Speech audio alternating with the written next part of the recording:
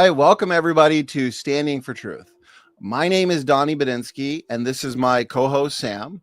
We are here with Will Duffy to discuss his experiment that has settled the debate on the on the shape of the Earth. I'm so used to doing the age of the Earth, gentlemen. On the shape of the Earth. Sam, over to you, brother. That's right, Donny. The final experiment has completely dismantled flat Earth cosmology.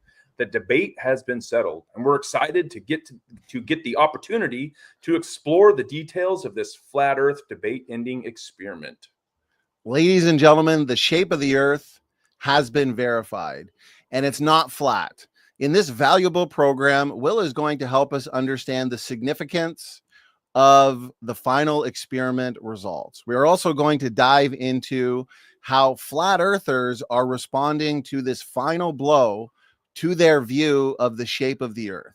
Yes, rescue devices have been employed, but we are going to show exactly why those rescue devices and those responses simply don't work. Will, my brother, it is a privilege to have you here. I appreciate you giving us your time for tonight's program. For anybody who might be unfamiliar with you, tell us a little bit about yourself. Yeah, thanks for having me. Excited to finally be on your channel. I am a pastor currently of a small church in Colorado. I've been doing that a little over 3 years. And a little over a year ago, I decided that I was in shock that people still believe the Earth is flat.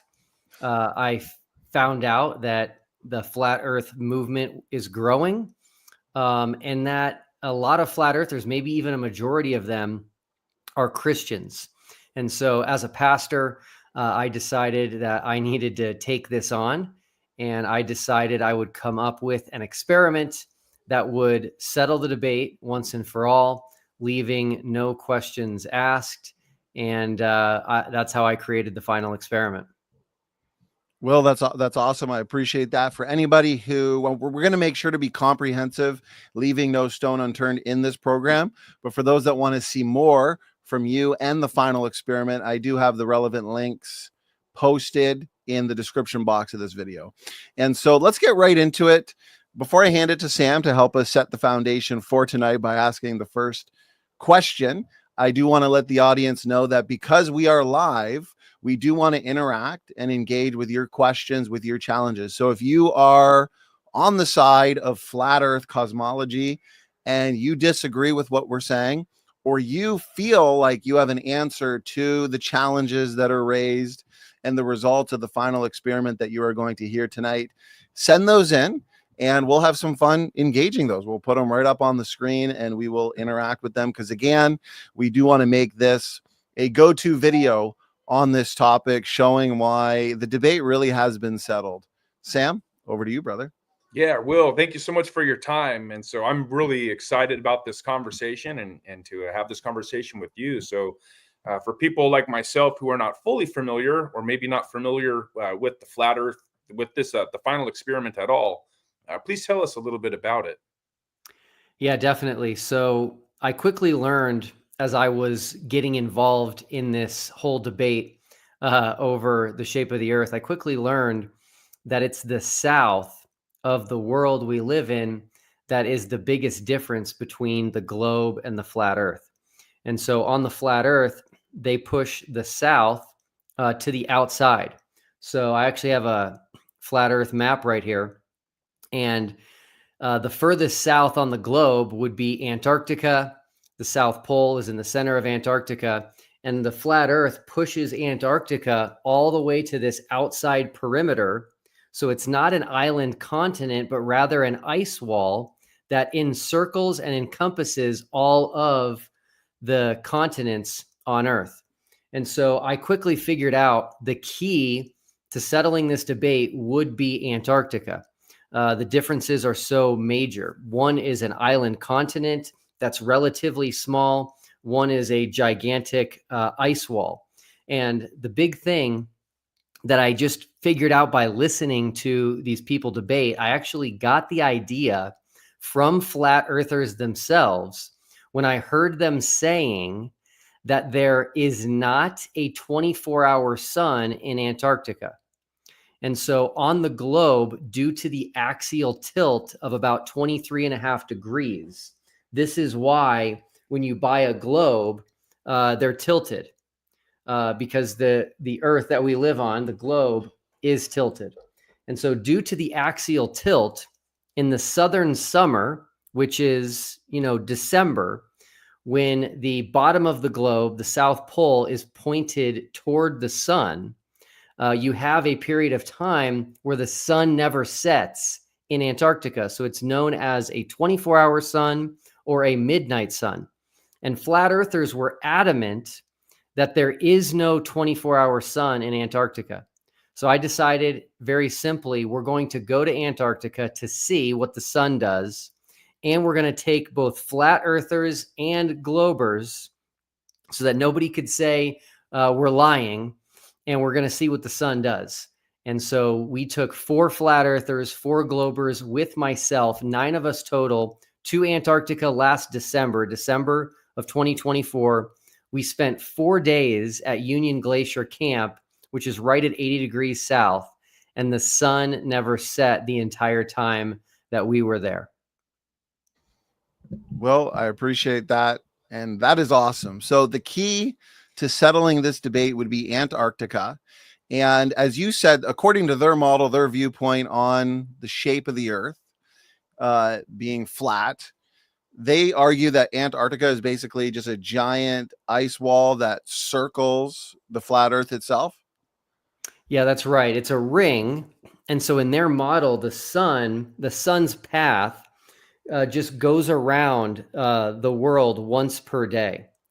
And we know, and they know, that the furthest the sun gets directly above an observer is the Tropic of Capricorn. And so the sun never goes further south than the Tropic of Capricorn. And so in Antarctica, you'd have to have the sun not only rise and set each day, but it would have to stay to the north. It could never be to the south. And not only was it to the south, it just circled above our heads each day, which is exactly what the globe predicted. Okay, so obviously then if the flat Earth is true, then there shouldn't be a 24-hour sun in Antarctica. That's basically impossible. And you pointed out that flat earthers, even before this experiment took place, or you came up with the idea, they've been adamant that there can't be a 24-hour sun in Antarctica, basically. Yes, that was the position taken by almost all of the prominent flat earthers. I collected many receipts of them saying things like a 24-hour sun in Antarctica would prove the globe. A 24-hour sun in Antarctica is not possible on a flat Earth. Let me tell you how confident they were. Back in December of 2023, there was actually a flat Earth debate between 2 pastors. And this debate took place outside of Nashville, Tennessee. The 2 pastors were Greg Locke and Dean Odle.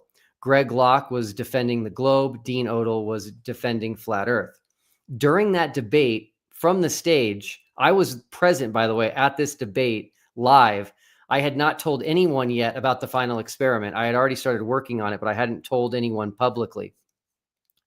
During the debate from the stage, Dean Odle said that the entire debate could be solved by just going to Antarctica and seeing if there was a 24-hour sun.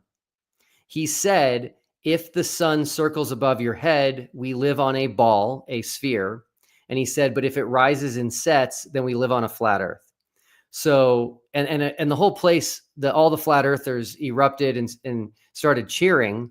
And then flat earthers after the debate started posting online, like on X, let's go to Antarctica to settle the debate. Now, once I announced the final experiment and once they figured out that I was on the globe side, all of a sudden they did not like the idea of going to Antarctica to settle the debate. That's interesting. That's interesting. So with them being adamant, them admitting to this before the experiment was carried out and the results were received, this really is an experiment, a way to discriminate between the models. Because we know there's various debates that take place on different issues where a lot of the points that are brought up and discussed, Will, They're agnostic to the overall debate. But this is a point that's not agnostic. This is a point that can either go one way, flat Earth or the globe, and the results turned out to support the globe. Yeah, that's right. I've been accused of creating a false dichotomy with the final experiment, which I didn't. It was a true dichotomy. There either is a 24-hour sun in Antarctica or there's not. The flat Earth model predicted there wasn't one. The globe model predicted there was, and there was. It's amazing. Well, Sam, go ahead. Suppose you maybe took a wrong turn on your airplane and you actually didn't end up in Antarctica. Maybe you ended up in some, mountainous region in the middle of the flat Earth. What about that? Yeah, so flat earthers actually were using this line of argumentation prior to us going. So prior to us going, they were throwing out lots of conspiracies. One of them was that we would not go to Antarctica. Instead, we'd go somewhere else. And so I started asking the question, where else could we go? Number one, it would have to be big enough to where we're flying over nothing but snow and ice for hours. There's not many places on the earth that have that. Maybe Greenland and Antarctica would be it. But the second question, which was most important, was where could we go that there would be a 24-hour sun on a flat earth? And there is no answer to that. On the flat earth model, when the sun is over the Tropic of Capricorn, you would not have a 24-hour sun anywhere on the earth. And we flew first to Chile, to a town called Punta Arenas, which is at the very southern tip of Chile. We were very far south. And the reason for that is the weather in Antarctica is so unpredictable and so hostile that you have to be ready to go whenever they have an opening or a clearing in the weather. So we went to Chile a few days before we were scheduled to go to Antarctica, waiting for good weather. And we ended up going on the day that they originally had scheduled. And so we started by proving that we were there. We live streamed from Punta Arenas, Chile. And then we took a 4.5-hour flight south to Antarctica. And so if you look at a flat earth map, you can't go anywhere in 4.5 hours from the southern tip of South America and be surrounded by snow and ice. So the flat earth community dropped that conspiracy pretty quickly.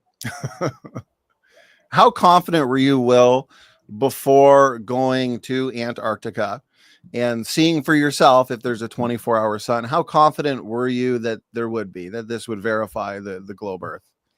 Yeah, I was 100% confident. And I'll tell you why. Number one, flat earthers have done something incredible, okay? They deserve an award for this, and that is this. They've convinced the world to just completely forget about and ignore pictures of Earth from space. Right. So pictures of Earth from space settle this debate, but they claim that they're fake. They claim that they're CGI. They claim that they're photoshopped. And so we're all trying to argue other things. So that in and of itself, and by the way, those pictures go back to the 1970s, okay? Way before Photoshop. But anyway, I was 100% confident. Not only that, there were men who already went to Antarctica. They already filmed the 24-hour sun and they already put it online. And they were doing that over 10, 15 years ago or so. And so I knew those videos were real. I knew those men weren't lying. They had no reason to lie. And so the flat earthers again said that those videos were fake and edited and CGI and all that other stuff. And so I was 100% confident, but we had to do this because the flat earth community was not willing to accept any other evidence. They don't accept pictures from space. They don't accept these other videos. And so I knew taking actual flat earthers there to see, feel, and experience the 24-hour sun would be what it took. And that is the case. Okay, that right there is a key point, Will, because I've had people reach out to me privately and also leave comments and put out videos since we advertised this event. and they have accused the experiment of basically being fake, or they can't believe anything that you say, or it's all CGI, and so on and so forth. But the important point that you make, and I'm wondering if you could elaborate on it, speak to it a bit more, you didn't just bring globe Earth proponents, you brought proponents from both sides. And could you tell us on the other side, the flat Earth side, who is invited, who accepted, and who, based on the results, ended up converting and admitting that they were wrong on the flat Earth? Yeah. So another thing I knew I was going to have to do is I knew I was going to have to pay for the flat earther to go. The reason I knew that is there was another person years ago who's a pilot on YouTube, and he wanted to settle the debate by taking a flight over Antarctica, which again would be impossible on a flat Earth. So he put that out on YouTube, and the flat earthers all said, "We'll do it." But then once they had to pay for it, they said, "We're not going to do it anymore." So I knew I had to eliminate all possible excuses. So I invited 24 flat earthers to participate in the final experiment. The reason I picked 24 was because it was a very symbolic number. I like numbers. We were going to look at the 24-hour sun, and the year was 2024. Now, asking these 24 flat earthers to participate meant I would pay for one of them to go to Antarctica, and the other ones could participate simply by interviewing me on their channel about the final experiment, or just giving us an idea which would make the experiment more robust, so, something that would make them happier with what we did. And believe it or not, only 3 flat earthers out of 24 even participated. They weren't willing to have me on their channel. They weren't willing to make suggestions which would make the experiment better and more robust. And it was very hard to get a flat earther to actually go with us. But the original flat earther that was offered a free trip on my dime was David Weiss, who goes by Flat Earth Dave. He turned down the free trip. So I offered him a free trip to Antarctica. He turned it down. This is in writing. He said, "Because my friends are demons." And he eventually called me a demon as well. So not the best excuse. I was gracious to him, and I said, "It's okay. We'll move on." The next person we offered a free trip to was Jaron Campanella, who runs the YouTube channel Jaronism, which is one of the biggest flat earth YouTube channels. He agreed to go with the stipulation that another flat earther would have to go. So he didn't want to go alone. And so I ended up having to pay for 2 flat earthers to go. And the second one was Austin Whitsitt, who runs a YouTube channel, Whitsitt Gets It. And then here's an interesting story for the audience. After TFE started gaining traction and being talked about worldwide, people started reaching out to me and offering to pay for other flat earthers to go. Someone offered to pay for Eric Dubay. Someone offered to pay for Nathan Oakley. Someone offered to pay for Dean Odell. And it was incredible. It was making this so much bigger. And I didn't have the money to pay for that many flat earthers. And so all of those flat earthers kept turning down an offer to have their trip paid for to go to Antarctica. Mark Sargent had an offer. And so it became very telling that the flat earthers did not want to go to Antarctica. And I don't think they have a good excuse or reason as to why they didn't want to.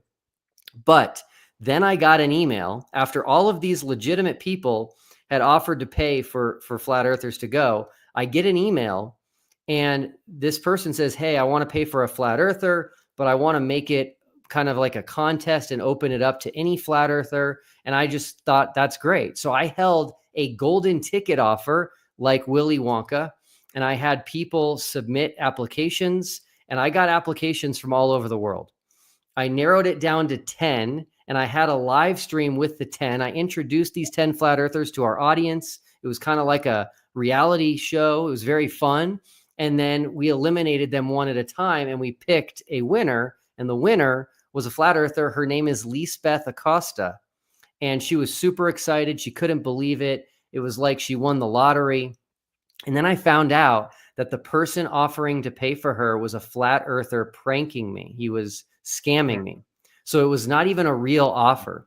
So I had to eat crow a little bit and explain to everybody what had happened. And so I created a GoFundMe, and largely the Globe community came together and all funded her trip as well. So that's how we ended up with so many flat earthers on the trip.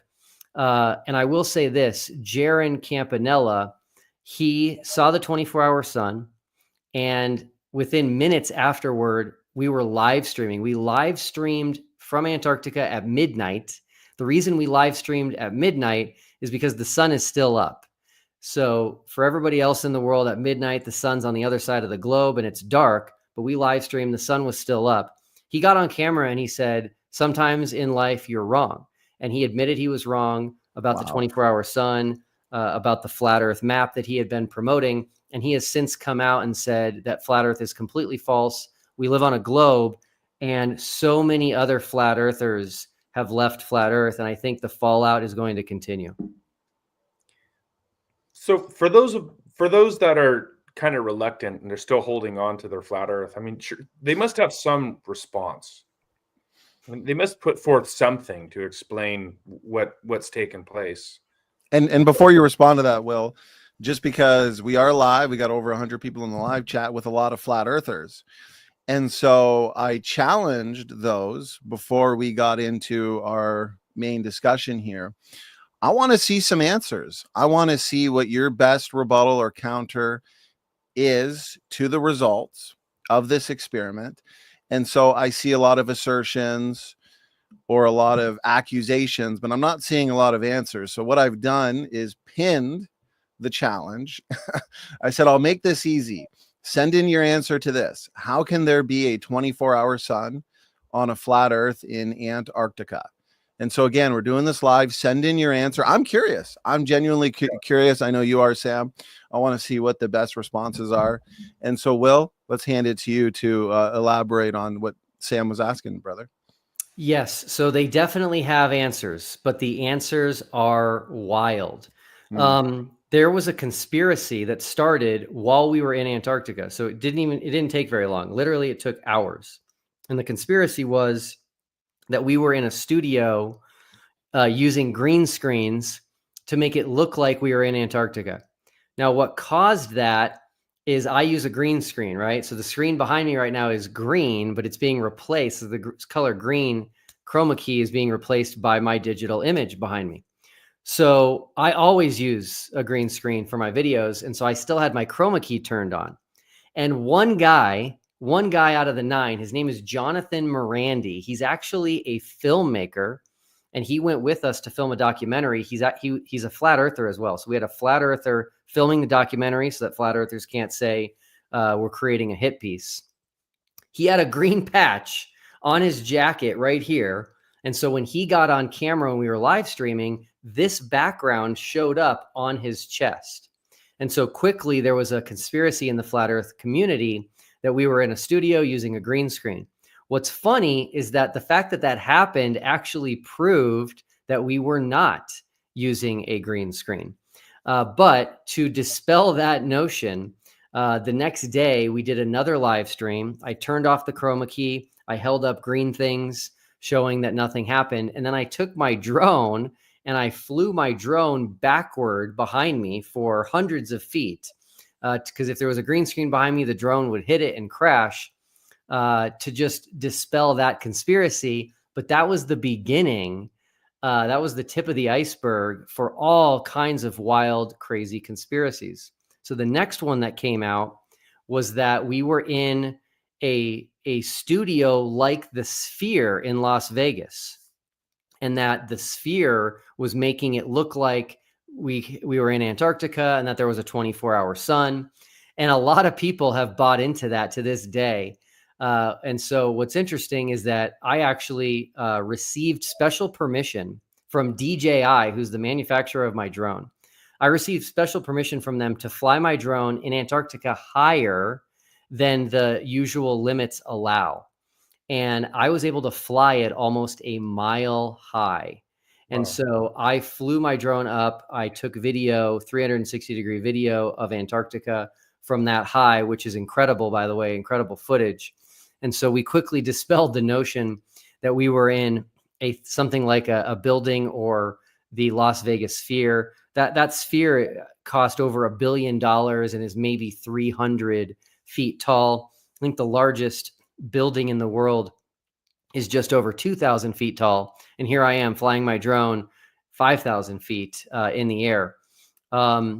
There's new conspiracies that someone used like a giant laser pointer to laser a sun in the sky around us to fool us that there was a 24-hour sun.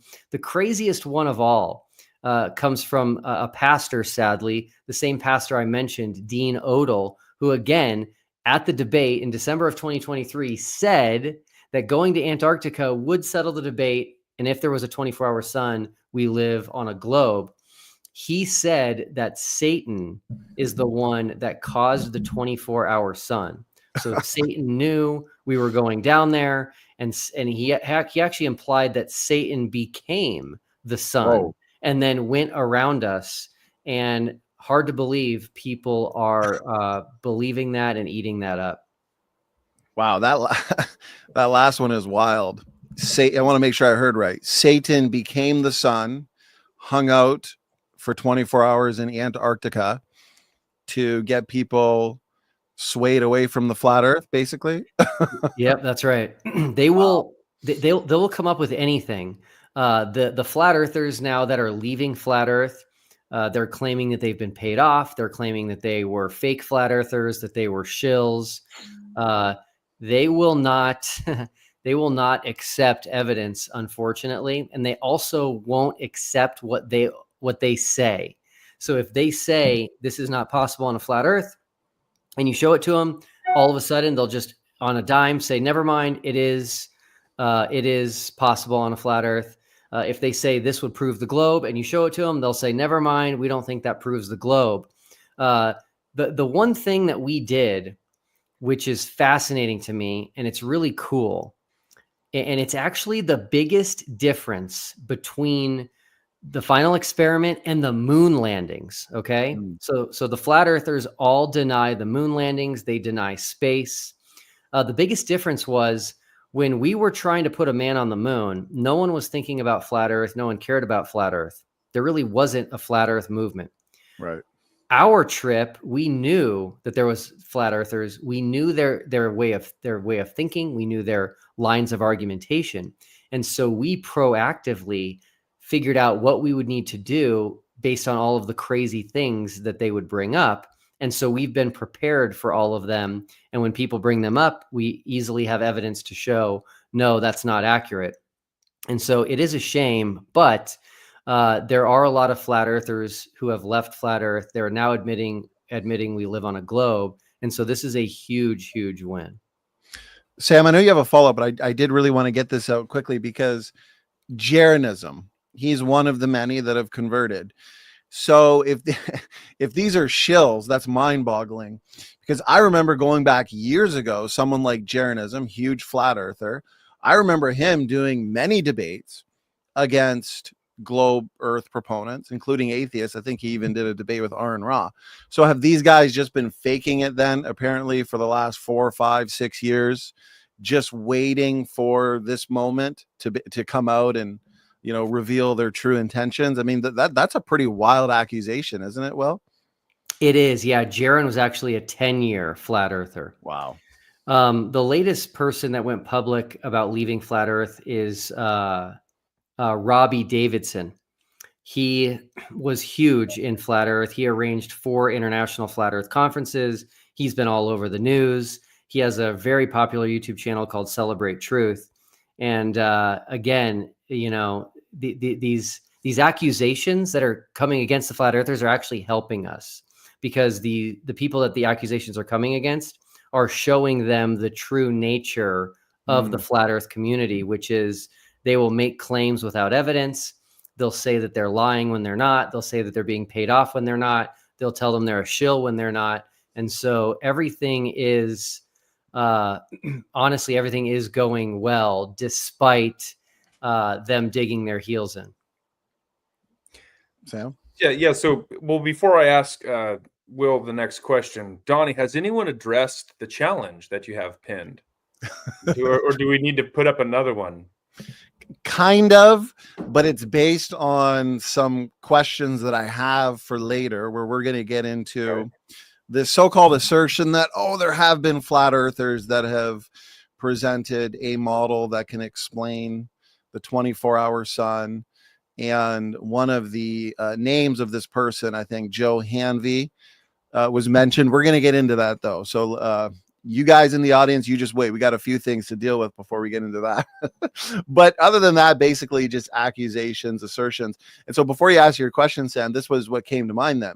These accusations that you're talking about, Will, they are a gift to the final experiment, because they're proving even more why the flat earth community don't have any good, technical, sophisticated response to the 24-hour sun in Antarctica. And so I feel like when you don't have a response, what do you resort to? Well, ad homs, personal attacks, accusations.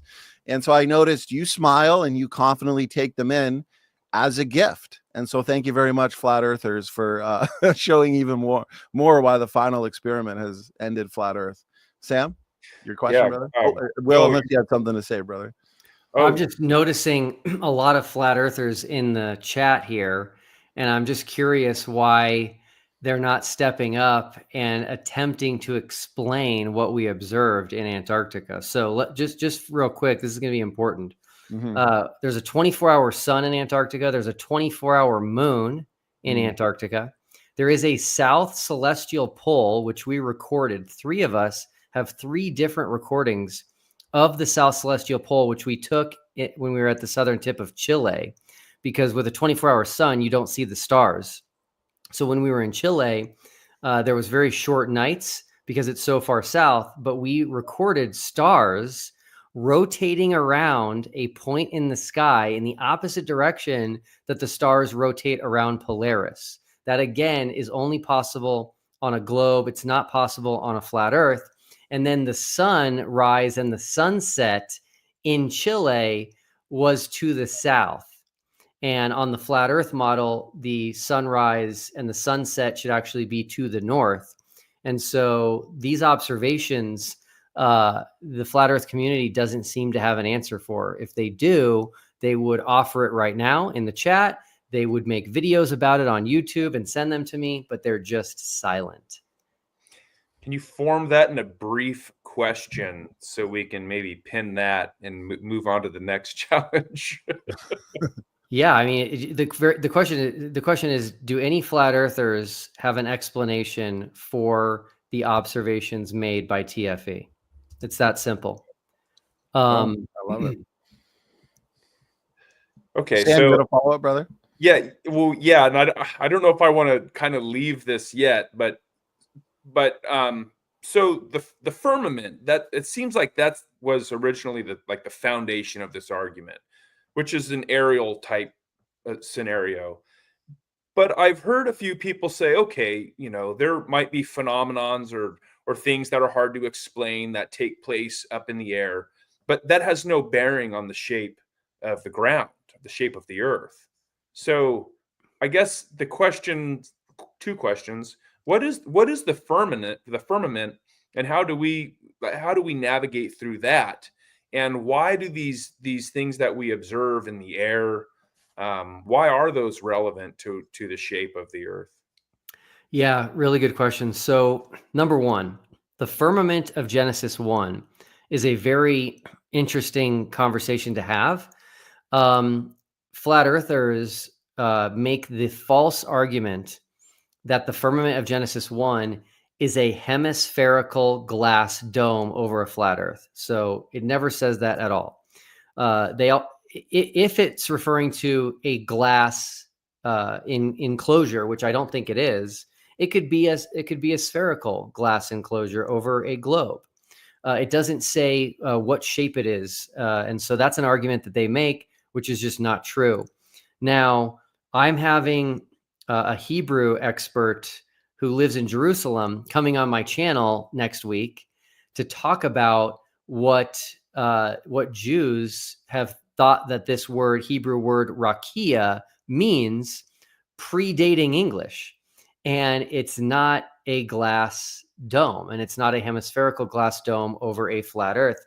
It's the expanse of the sky. And so trying to create this model based on a single ancient Hebrew word is not going to work when it contradicts reality.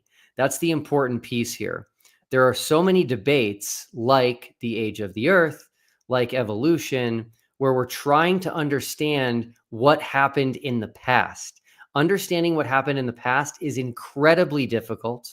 It will always be difficult. But trying to understand something as simple as a shape of the present world that we live in is way, way, way easier. And so when a Christian interprets the Bible in a way to where it contradicts our present reality, they're actually arguing that the Bible is wrong. And it's very dangerous. And as someone who already holds positions that are very unpopular in the mainstream scientific world, the last thing we need is to tell the scientific world, oh, we believe the earth is flat when it's actually a sphere. At that point, they're going to laugh us off and disregard us and never want to talk to us again. So flat earthers are actually hurting Christianity. They're hurting God's word, the Bible. They're hurting the gospel by arguing against what we can see and experience in our own lives.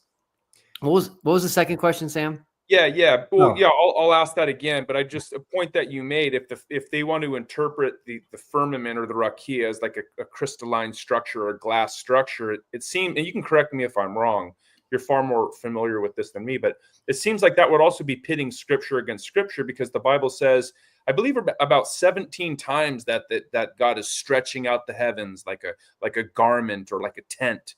And so those types of structures don't exactly stretch out. So there might be a problem there. Maybe I'm wrong. But the other question would be, well, let's just say that they say, okay, these things that happen in the air, they have no bearing on the shape of the earth. Yeah. So two things. Number one, flat earthers have argued for almost 10 years that Polaris, the North Star, proves we live on a flat earth. They also argued that the 24-hour sun in the north, so this would be in the Arctic, proved we lived on a flat earth. They sent a flat earther named D. Marble to Alaska to film the 24-hour sun, which happens in the northern summer, which would be around June. And they proclaimed this proves the earth is flat. So they're the ones that say the lights in the sky do tell us about the world that we live in. But more importantly, if you ask them if there's a North Pole, they will say yes. The reason they say yes is not because they've been there. It's not because they've seen video of the North Pole or pictures of the North Pole. They believe there's a North Pole on the earth, a geographic North Pole, because of the sky, because of the stars. So their position is that all of the stars in the world, which is not true, but they say all the stars in the world rotate around Polaris. And so therefore, that's why we have these issues in the South where we're able to show that that cannot be true. So flat earthers do understand, they do know that we can use the movement of the luminaries to help us understand the ground that we live on. Now, this is going to be far too technical for this show. I'm not even prepared to talk about it. But celestial navigation works. And celestial navigation has worked for centuries. And celestial navigation is where you use the lights in the sky to help you see what the cardinal directions are and to help you get from one place to the other. And so if celestial navigation works, which it does, you can then reverse engineer celestial navigation to show what shape the ground is, which is a sphere. Flat earthers have been challenged to explain celestial navigation on a flat earth, and they cannot, they refuse. So we absolutely can use the lights in the sky to tell us about the ground. But most importantly, when they say this, they are obfuscating. And they're obfuscating because the question we're asking is, how can a 24-hour sun in Antarctica work on a flat Earth? How can a 24-hour moon work on a flat Earth? How can a south celestial pole work on a flat Earth? And they can't explain it. So if they can't explain it, then we know, because we've observed it, that it's going on. We know we don't live on a flat Earth. You said something earlier, and I agree with you. I strongly believe that it's a waste of time. These flat earthers could be, because obviously they have a lot of passion and energy. They could take that passion and energy and focus on something that's important, like maybe the ancestry debate or the age of the earth. And so it does hinder, I think, in many ways. It is an attack, really. It's on the gospel, good science, good debates that are being had. And so, well, you engage in a debate just a couple nights ago, and I think that debate was very telling, because the results of the final experiment, they've been out for a while. There's been a lot of discussion. You've been working hard. You've done a lot of interviews, and it's amazing how far this information has reached. As just the other day, I was going through YouTube and a short popped up from Joe Rogan where even he was mentioning the final experiment, had well over 1 million views, which means, on a side note, we got to get Will Duffy on the Joe Rogan podcast. So let's make that happen. And anyway, so you debated Nathan Thompson, who's a popular flat earth proponent. And so he's had plenty of time to come up with an answer, plenty of time to prepare for that debate. From my understanding, you even sent him some of the points that were going to be discussed. And so I'd like to go over some aspects of that debate as it relates to the final experiment. And so a question that you asked, there are several, and I kind of want to go through them one by one. One question was this, and I was wondering if you could speak to the significance of this. How can we get internet in Antarctica on a flat earth? As obviously you were live streaming and you were proving that you were actually there. And so could you speak about that, Will? Yeah, so this is important. I did not seek that debate out. I didn't ask for a debate. I didn't pick Nathan Thompson. That debate came to me. The YouTube channel Modern Day Debate asked me if I would debate Nathan Thompson. So I agreed to do that. Then Nathan Thompson asked me for what I was going to talk about. So I sent him a list of my arguments. So I gave him everything he needed ahead of time. I also told him, though, ahead of time, that I was not going to allow him to go off topic. I had seen debates where he went off topic, and I said, that's the one thing I'm gonna say that you need to agree to ahead of time. So he knew all of that going into it. The first question I asked him, which again is a very difficult question, if not impossible for a flat earther to answer, which is, how did we have internet in Antarctica? We were, again, right at 80 degrees south. We were so far on the interior of Antarctica. Again, we flew in an airplane for hours over Antarctica to get to where we were. And when I asked Nathan that first question of how we got internet, he did not have an answer. A lot of people don't realize that flat earthers reject a lot, right? They don't just say the earth is flat. They reject space. They say space is fake. They reject the moon landings. They say we've never been on the moon. And they reject satellites. They reject GPS being satellite based. And so their answer for how we have internet is big cables that are undersea cables. And so these there are undersea cables, by the way. I'm not saying that those don't exist, but they say that the undersea cables are what gets internet to everyone. Well, we were nowhere near the ocean. And so the flat earther has to figure out how we had internet. And I'll tell you that how we got internet was, I actually purchased a massive maritime Starlink unit. This was so big that it didn't fit into my biggest luggage that I have for a checked bag. So I had to take this unit to a store and try to find a piece of luggage that it would fit in. And I only found one suitcase that it would fit in. And so I took this to Antarctica, not knowing if it would work. So I set this up while we were there, and it immediately reached satellites, which are in space, and gave us internet. There was never internet at Union Glacier camp prior to Starlink. So Starlink is what gave us internet. And I don't know what flat earthers would say as to how we got internet. I would be curious to hear what they would say. We actually took a device with us that can tell you if there's any cell towers in the area, and there wasn't any. There is no cell service whatsoever. We were completely off the grid until we set up the satellite internet. And so just the internet itself, where we were, is a huge problem for flat Earth. What if they said, well, the radio waves bounce off the dome that they believe in, allowing internet access in Antarctica? Nathan kind of said that, seemed like a joke. He didn't really have an answer, but now I'm seeing it presented in the chat as a legit answer. So Will, what would be a good response to that? Yeah, so that's really interesting. So number one, we do not have any evidence of a dome. And number two, if it's that easy to get internet by just bouncing something off of a dome, then there would be internet covering the entire world. Third world countries, you'd be out in the ocean, there would just be internet everywhere. But of course, that's not the case. Yeah, that's good. Sam, did you have a follow up on that one, brother? I have a piece of property that's well off the grid, and that Starlink has been great out there. Everyone loves it out there. So I mean, that's really a neat device. And I was just going to say the same thing. If that's the first time that they had internet at that particular location, then that would be hard to explain also.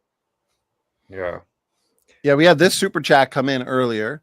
One Way Apologetics, appreciate the support. Looks like a lot of people are having fun in the chat. I appreciate all the interaction and how engaged everybody is. This is a lot of fun. I'm enjoying this. To those in the chat that are posting comments that seem like, you know, they're angry or upset about what's being discussed here, think of us, think of Sam and I as being open-minded.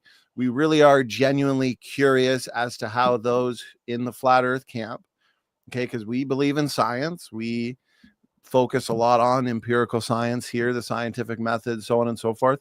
And so when you're faced with a piece of data like this, a 24-hour sun, plus the other points that you talked about, Will, in Antarctica, you know, we can't just make stuff up or, you know, put forth accusations as if that's a good, straightforward answer. So think of us as being open-minded on this and present what you believe are the best answers. And so One Way Apologetic says, if Satan turned into the sun, this goes back earlier into one of the rescue devices that a pastor had, I think that you said, in a debate with Greg Locke.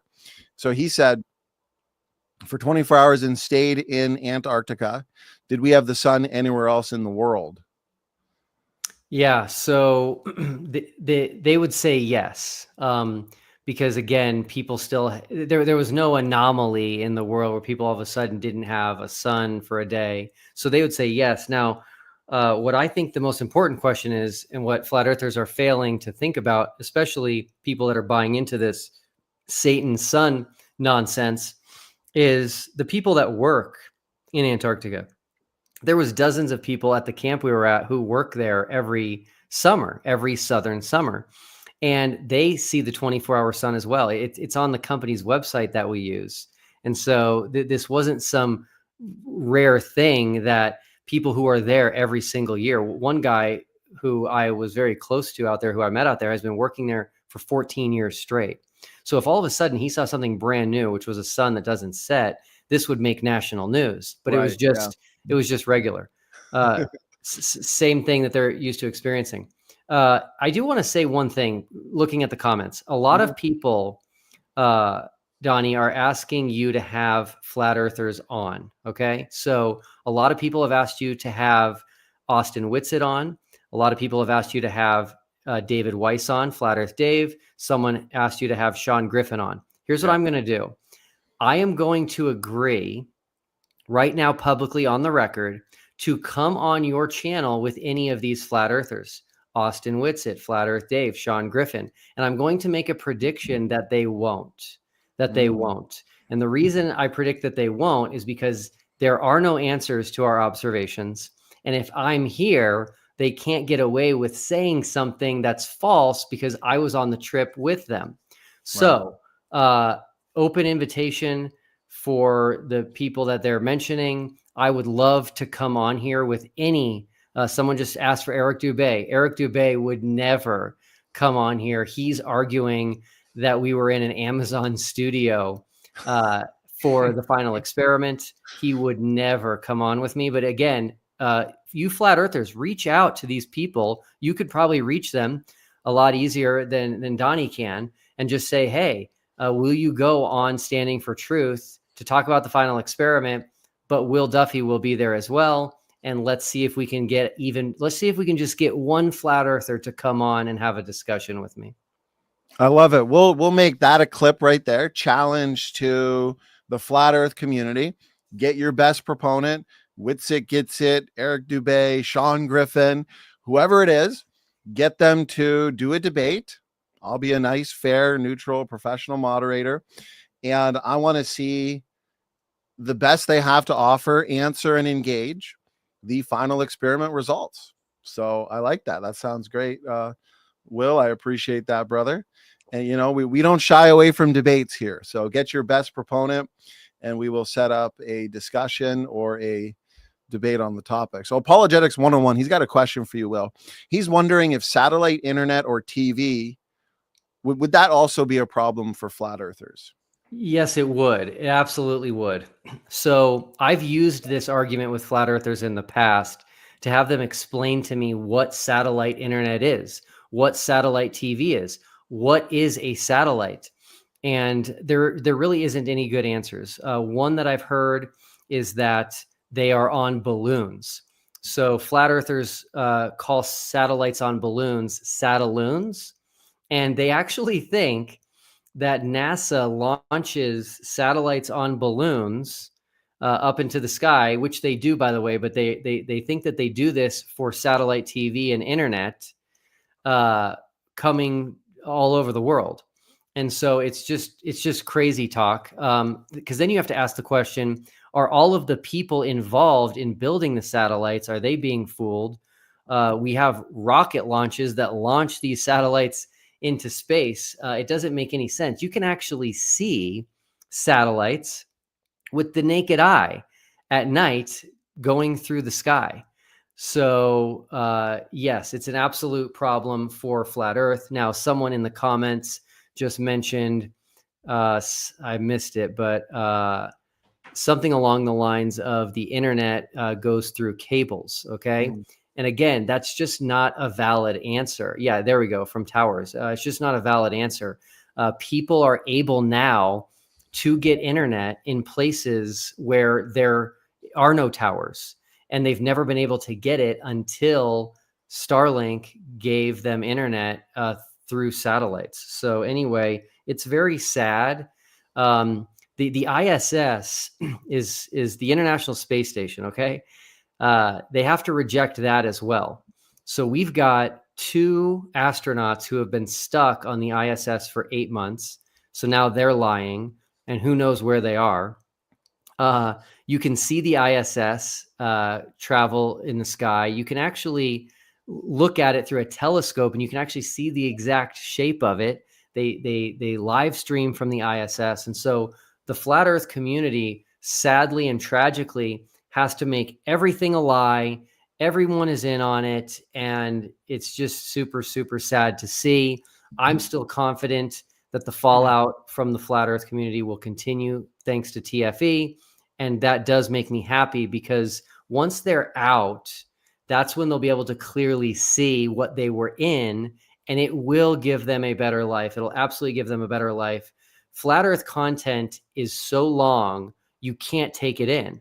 Their videos are hours and hours and hours and hours long. There are flat Earth videos, tons of them on YouTube, that are 12 hours long, that meet the maximum that YouTube allows. So you can't even take it all in. So they're spending way too much time on this. And I want to free them from that so they can focus on better things, making the world a better place. It's bondage.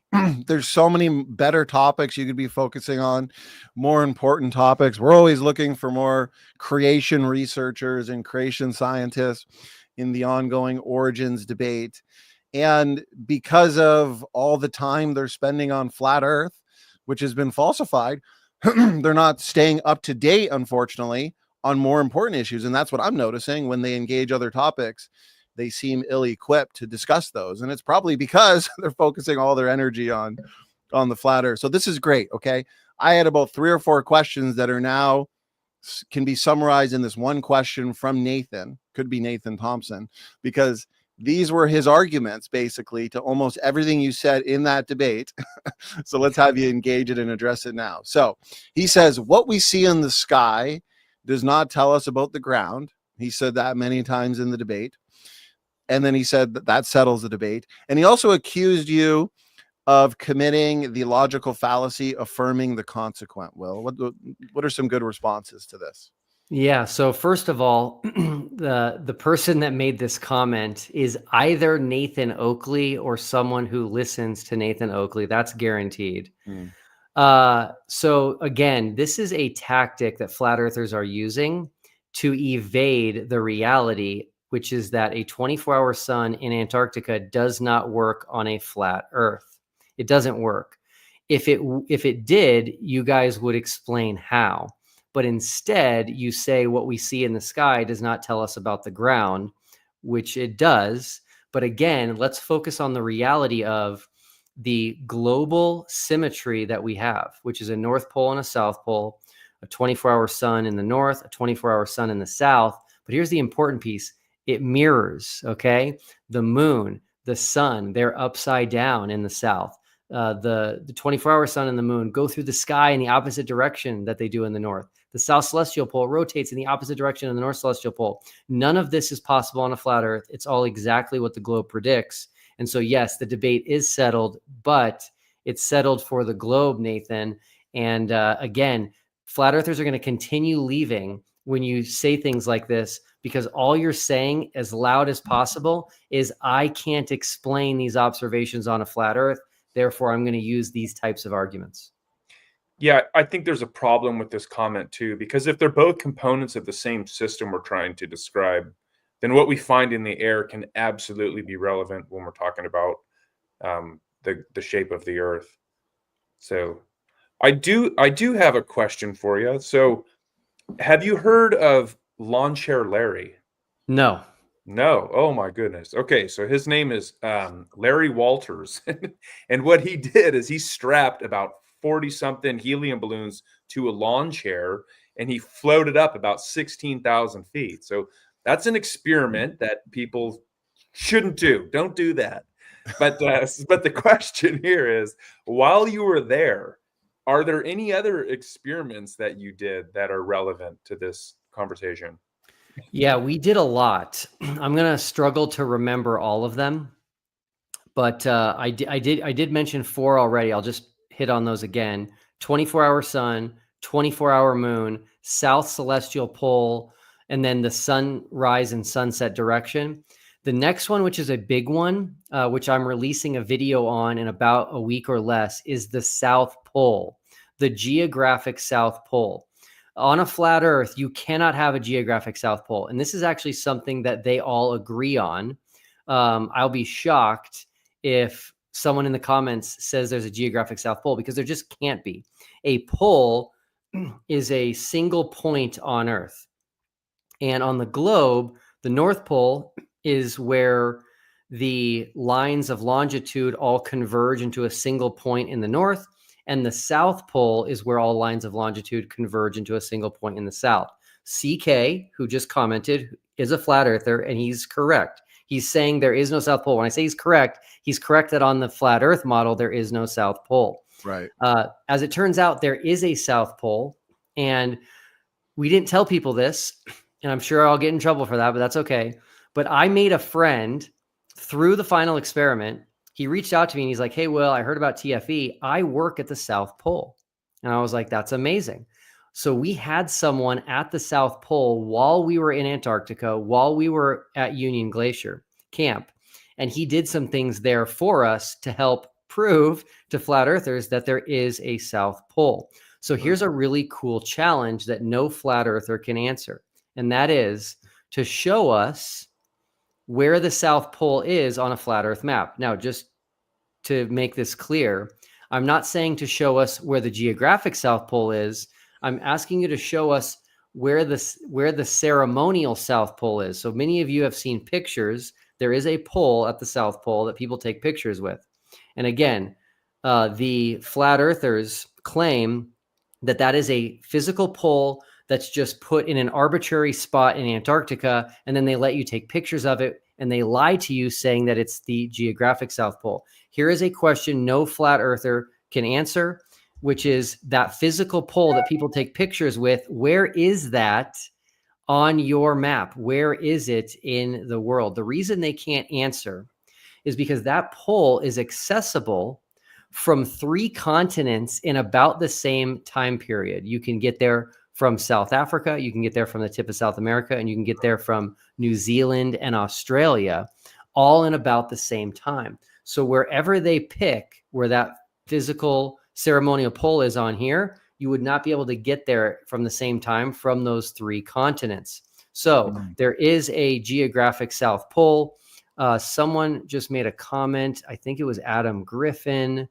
Yes. Okay. Adam Griffin. So I know Adam. Okay. So Adam and I would consider us Facebook friends. That's really how we know each other. And he's very upset with me about the final experiment. So he's obviously a flat earther.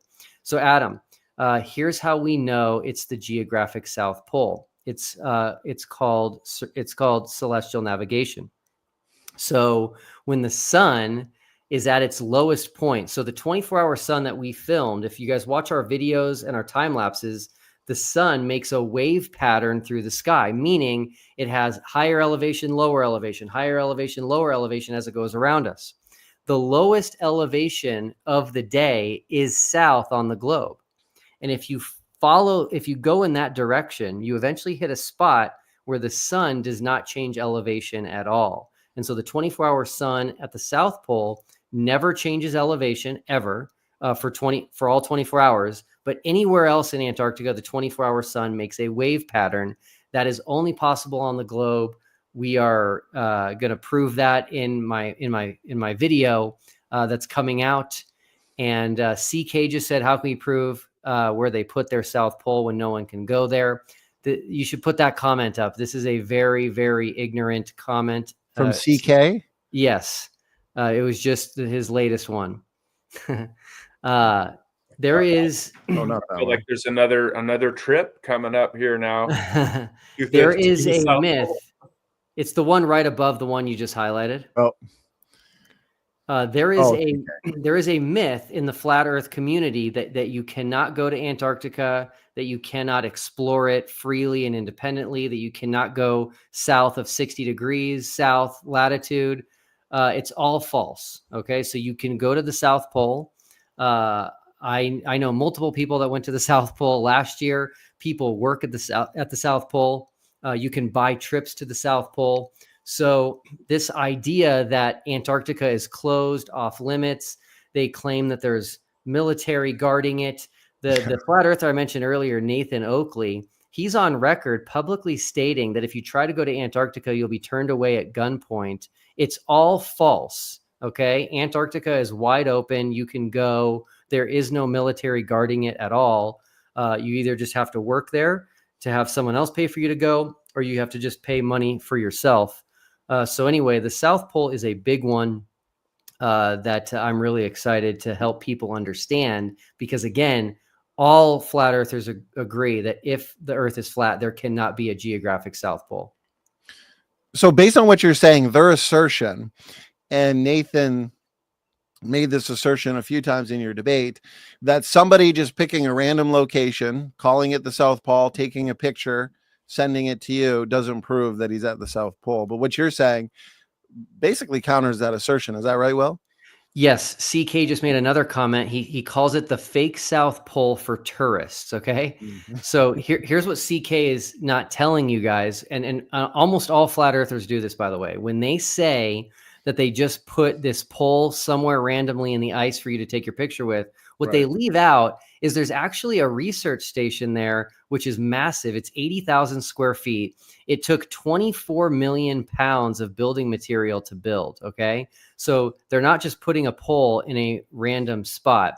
So two things, which again, no flat earther will be able to answer, which is that the sun's elevation angle, where that pole is and where the research station is, never changes. We have a video of the 24-hour sun at the South Pole showing that. And number two, people travel to the South Pole from 3 different continents, all at a very similar amount of time. Not possible on a flat earth. That's again why I have this challenge, which no flat earther can answer. I went on a show today of a flat earther called Flatzoid, challenging his entire panel to show me where that ceremonial South Pole is on this map, and none of them could do it. CK can't do it. Adam Griffin can't do it. So the South Pole is a flat earth killer. Yeah, it says that Roald Amundsen discovered the South Pole in 1911. So they've had to have known about it since at least then, right? Yeah. Unless that's part of the conspiracy, perhaps. Well, yeah, Sam, you are correct. You're actually stealing my thunder here a little bit, which is all good. That is one of the greatest stories in history, and most people don't know about it. Amundsen actually decided to enter into a race with Robert Scott to be the first men ever at the South Pole. But Robert Scott did not know there was a race because Amundsen told the world he was going to the North Pole, and he changed his mind to try to beat Robert Scott. He didn't tell his crew. His crew thought they were going to the North Pole. He didn't tell them, not until they were, I think, near Spain. He said, hey guys, we're not going to the North Pole. We're going to the South Pole. This is your last opportunity if you want to get off. They said, we're with you. He said, we've got to beat Robert Scott to the South Pole. And they all said, fine. And so in 1911, imagine going to Antarctica in 1911. You can't even comprehend it. They had to kill seals for food. They had to take 100 sled dogs to help them traverse Antarctica. Things got so bad, they actually had to kill a lot of their dogs and eat their dogs. They had to feed their dogs to the other dogs. I read Amundsen's book, which is called The South Pole, which is how I know all of this. The coolest part of the story is that Amundsen decided to enter Antarctica thousands of miles away from where Robert Scott did. So Robert Scott never knew that Amundsen was doing this. They never even saw each other. Using the sun, Amundsen got to the South Pole, as I just stated, and he built a tent there and put a Norwegian flag on it because he was from Norway. And then he left so that they could survive. They had to get home before the winter of Antarctica came in. Well, guess what? A month later, using the exact same celestial navigation, Robert Scott ended up in the exact same place where that tent was. And so the most famous picture ever of men at the South Pole, people don't know this, it's British explorers and a Norwegian flag. And people have no idea what it means. Wow. When they got there, Robert Scott couldn't believe it. He's like, they beat us. They beat us here. Amundsen left a note for Robert Scott in the tent. And tragically, Robert Scott and his entire team died trying to get out of Antarctica. They made it to the South Pole 34 days after Amundsen. And that extra month made the weather so bad that they all died. So very tragic story, but also a cool story of how the South Pole was discovered before GPS and modern day technology. Wow. That's pretty awesome. And see that. Oh, Sam, go ahead, brother. I was just going to say, and they did it using, technology that's now over 100 years old. So I guess anyone could go out and do that too. Yeah, they used a sextant. So, and here, let me say this. This is fascinating as well. Compasses do not work well in Antarctica, and if you think about it, a compass would actually be meaningless on a flat Earth if you want to go south. Nobody talks about this. So on a flat Earth, south, the cardinal direction south is all directions away from north. And they believe that the center point of the Earth is the North Pole, which they say is directly under Polaris, which is not true. Polaris is not quite the North Celestial Pole. It's just close.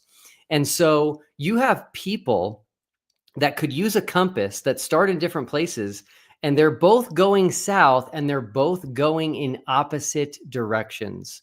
So a compass in Antarctica would be worthless on a flat Earth two people could use it and go directly south, and they're literally going away from each other. So that in and of itself is something I don't think many flat earthers have even thought about or considered. See, this is why it's not affirming the consequent like Nathan asserts. Because affirming the consequence would be like if I went outside and the grass was wet and somebody concluded, well, it's because it rained out. That's why. Or maybe somebody had their sprinkler on. Like there's equally good reasons why a certain part of my yard is wet. It's agnostic, really. Then you'd have to do further investigations and so on and so forth. But with these arguments and the final experiment results, no, the flat earth community or the flat earth model has no response, has no good response, as we're seeing here, especially in the chat. And so this is an experiment that actually falsifies that position. So you can't say, well, you're just affirming the consequence. Okay, well, then what's your explanation? If they don't have an explanation, then this is a discriminatory piece of data. And Will, you mentioned this, and I found it very interesting because you asked this question in your debate with Nathan Thompson. And so I was wondering if you could elaborate on it a little bit more in terms of the significance of the 24-hour sun that you guys filmed in Antarctica and how it made a wave pattern through the sky and consistently changed elevations going up and down, up and down. Why is that significant to this debate, Will? Yes. So science is all about making a hypothesis, making a prediction based on the hypothesis, and then testing the prediction. That is science in a nutshell, if we want to simplify it as much as possible. Flat earthers don't do science. They are anti-science. They're not willing to do science because they're not willing to get past making a hypothesis. Their hypothesis is, oh, the earth is flat. Great. Now make a prediction. Nope, we're not making a prediction. We don't make predictions. Okay, well, then let's test your hypothesis. Nope, we're not going to test it. We're not willing to do that. So the globe model is so robust that it makes countless predictions and they all come true. So before I answer your question, Donnie, I'm going to tell you about a really cool one, which is that the globe is already predicting an eclipse, a total solar eclipse in Orlando, Florida, that will go over Disney World. We've already predicted the year, which I think is 2045. So this is 20 years away. We've predicted the day. We've predicted the path of totality and the time. Okay. So when you have a robust model, you can actually make predictions and the predictions will come true. So we made predictions prior to going to Antarctica. They're online of the sun's elevation angle, where we would be at Union Glacier Camp right at 80 degrees south. And the predictions were, I believe, the highest elevation would be 33 degrees and the lowest elevation would be 13 degrees. Not only that, we also made predictions of shadow lengths based on the sun's elevation, and all of that came true. So at this point, if people are going to be unwilling to accept the results, it's because flat earth is nothing more than a religion to them, and they're just going to believe in something that has no evidence for it. Because we made these predictions, they came true, and it's just so fascinating to me. So yeah. Yeah, that's amazing. That's exactly what it is. And I appreciate you laying it out. You are to make testable and falsifiable predictions, future testable predictions based on things we don't know yet. And that's what you guys did. And they were confirmed. Those were verified. And the flat earthers need to offer a superior model or explanation. This is interesting. So someone in the live chat is apparently a flat earther, and some people are cheering for him to have him on, right? So I'm curious what his answer is. And basically, here's his answer. He says, well, tell Will Duffy that looking at things in the sky, so apparently looking at the 24-hour sun that should not be there. And you said a 24-hour moon as well, Will? That's right. Okay, so those two things, plus the other things you've mentioned in terms of predictions, apparently those don't matter, even though we started the program. You mentioned and pointed out, you have the receipts that many prominent flat earthers argued and admitted that on a flat earth model, there shouldn't be a 24-hour sun. It's just not possible. But he's saying, well, no, none of that matters because it doesn't really prove the shape of the earth one way or the other. What's a good response to that?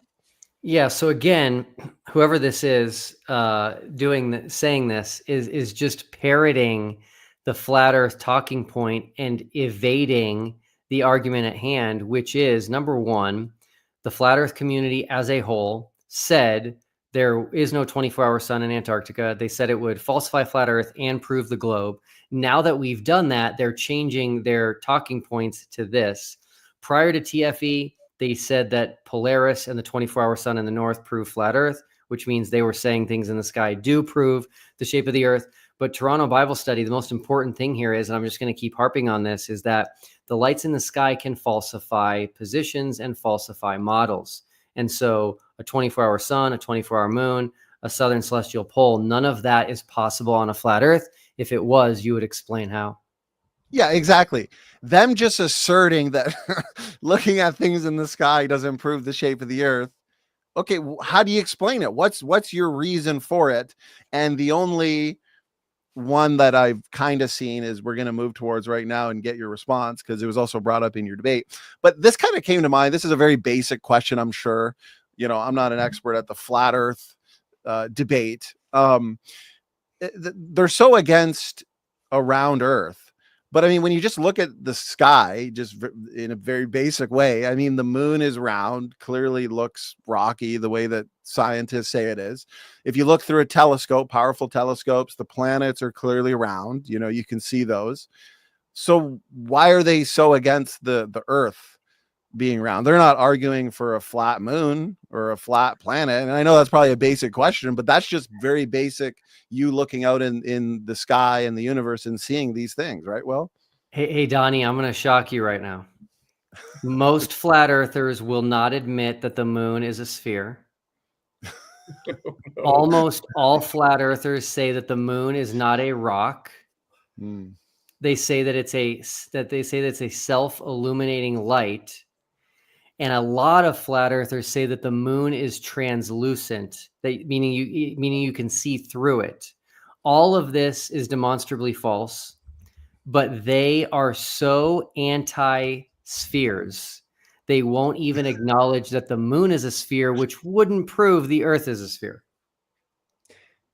We had Dr. Jason Lyle on, who's an astrophysicist from Answers in Genesis, or he was with Answers in Genesis, and hopefully he'll come back on Donnie's channel again here soon. But he pointed out that they left a mirror at the moon, and they shoot a laser at the moon, at this mirror, and they can measure the time it takes for this laser to hit that mirror and reflect back to Earth. And that's how we know that the moon is in fact moving away from the Earth. So, and he also pointed out that if you have a good enough telescope, you can see it yourself. And so, I mean, that would be an interesting one for them to, I guess, tackle. But, I wanted to point out on another comment that you guys were making, when we talk about faith in something, be it a certain model, a flat earth or whatever that might be, faith defined biblically is reasonable, and that's based on the evidence.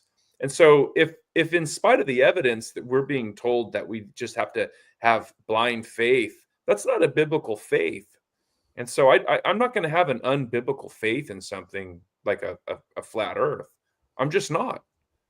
Yeah, I agree with you completely. The world, acts like we're all dumb and we just have blind faith. But the reality is we care about evidence. We care about science.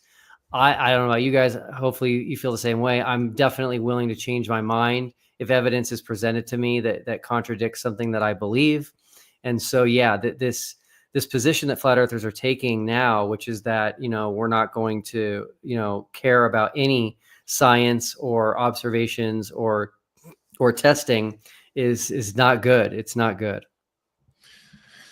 So here's my next question. It's going to be a big one because I've seen many people appeal to it. I've had this person's video sent to me, and it was also brought up in your debate with Nathan Thompson. And so people are saying in the flat earth community, they're saying that they have demonstrated the final experiment observations physically on a flat Earth model, and they've pointed to somebody named Joe Hanvey and a model that he supposedly presented. Are you familiar with that? And does his model work to explain the final experiment observations well? Yeah, very familiar with Joe Hanvey. He's been on my channel twice. Number one, he has stated something false on my channel, which is that he did not take a position that there was not a 24-hour sun in Antarctica. He did. I've got receipts there. He was actually at that debate I mentioned between Dean Odell and Greg Locke. And I found a video I didn't even know about. There was a Q&A at a hotel after the debate, and I wasn't there. The first question was about the 24-hour sun in Antarctica. Dean Odell said, there's not one. There's definitely not one. Wow. And then Joe Hanvey said, I have a friend in Antarctica right now, and she said there is no 24-hour sun. It rises and sets each day. They gave him the mic because they thought that was so important. So he definitely took the same position that the majority of flat earthers took, which that it didn't exist. I don't know exactly when he changed his mind, but he changed his mind before we went to Antarctica. And I have my theories as to why, but I think he started to realize through evidence and through my confidence that there was going to be a 24-hour sun. So he began trying to make it work on a model. And his model is a big old, kind of like a glass salad bowl that he turns upside down and shines a flashlight in it. And he started releasing videos saying he's solved the 24-hour sun. When he was releasing these videos, they were wrong. The sun was moving in the wrong direction. They were just wrong. And flat earthers like Jaron were trying to tell him that it was wrong when most flat earthers were just eating it up and saying, oh, Joe Hanvey solved it. So I started saving these videos because then he'd realize that it was wrong and he would try something new. So he made something like 17 or 18 attempts at making the 24-hour sun work. They were all wrong. He eventually stuck the light under the dome instead of on top of it to try to get it to work. That created like 5 suns. So that didn't work. And so I put all of these on our channel, and it's just like, hey, none of these work, but you guys are all saying Joe Hanvey has solved it, which means you actually don't understand the globe model. Then he came up with something new, which is hard to explain, but he now says that he's solved it with this new thing, which is again is the flashlight and the dome. And I think he's now added some sort of what he calls a superfluid ceiling. No idea what that is. All of this is an appeal to something that has never been seen, can't be tested, can't be observed. And that doesn't work either. And so I offered him to come on my channel and demonstrate and explain his model, but I also told him I was going to be refuting it. And so he declined that offer. Wow, he declined. The reason his new one doesn't work is he's essentially using camera tricks to make something that looks like it's a 24-hour sun, but it really isn't. And his camera is on the outside of the dome. We were not outside of any dome. There's no observers outside of a glass firmament. And so everybody in the globe community quickly said, Joe, you need to put the camera inside the dome, and you need to have a sun going around the camera, around the observer. He can't do that, and he won't do that. So he's never released a video showing that. Not only that, his model, the sun's elevation angle stays the same for everyone, which we've now seen only happens at the South Pole, which can't exist on a flat Earth. So Joe Hanvey hasn't solved anything, unfortunately. Not only that, but the 24-hour moon becomes a major problem because the 24-hour moon is not a bright light in the sky like the sun is, and so he can't use a flashlight to demonstrate a 24-hour moon. So the whole thing is a non-starter. Wow.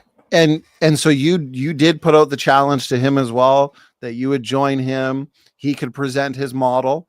So firstly, what you just explained fits the definition of just throwing a bunch of things at the wall and seeing what sticks. But so far, nothing has stuck. And I guess he'll keep pushing forward.